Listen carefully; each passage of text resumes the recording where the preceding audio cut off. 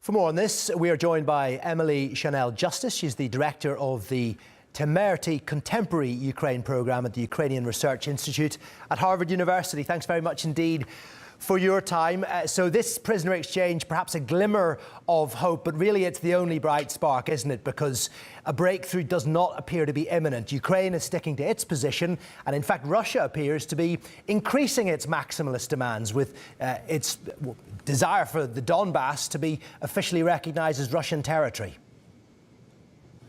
That's right, and I just want to say it's really excellent news to see this prisoner exchange. I know this has been something that's a key part of the negotiations, especially for Ukraine, and so the human lives that have been saved from this is obviously the most important thing.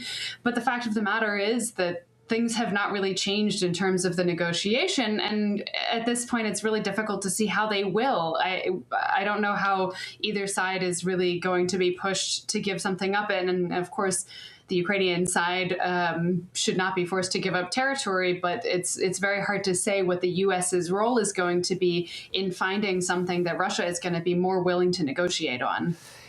Yes, and the US, you mentioned, it really holds the key, but it does not appear to want to do anything extra in terms of turning the screw on Russia to accept less than it demands. That's right, and it's really unfortunate to see people there on behalf of the U.S. who have shown in the past that they're not really willing to take Ukraine's side, and they're not really willing to listen to Ukraine's leadership. And so despite the fact that the United States wants this to be a win for the U.S. leadership, it's obviously beneficial for the president to negotiate some kind of end to the war. It's hard to see what that end will be, and if they take too strong of a Russian side, then it's also going to be hard to see how they can spin that as a win or a real end to the war, because the Ukrainians are going to keep fighting for that territory as long as they can stand it. And they're certainly not going to cede territory without getting any security guarantees in return. And that's the state that we're in at this point. Yeah, Ukraine recently announced the casualties that it believes it has suffered on the battlefield, some 55,000, although experts suggest it's many more than that.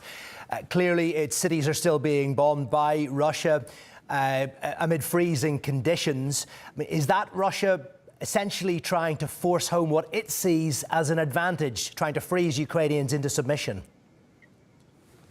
I certainly think that's part of the agenda. I think Russia's mind, and I think this has been true for a long time, is that Putin has total power. So as long as he wants the war to continue, as long as it's beneficial for him, I think the war continues unless a stronger power can force his hand.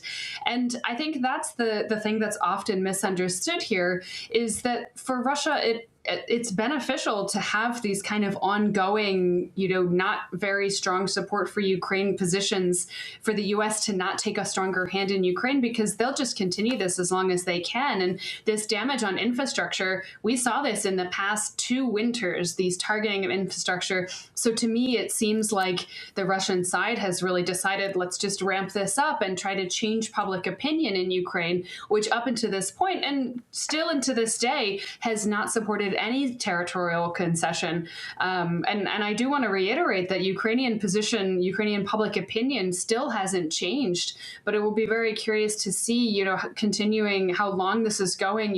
Energy infrastructure is a huge problem.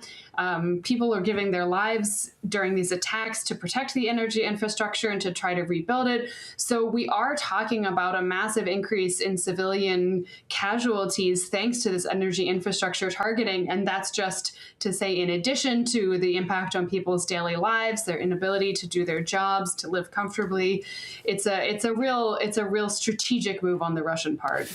Yeah, and the impasse continues. Emily, we thank you very much indeed for joining us on TRT World. Emily Channell-Justice there from the Ukrainian Research Institute at Harvard University. Thank you. Thanks for having me.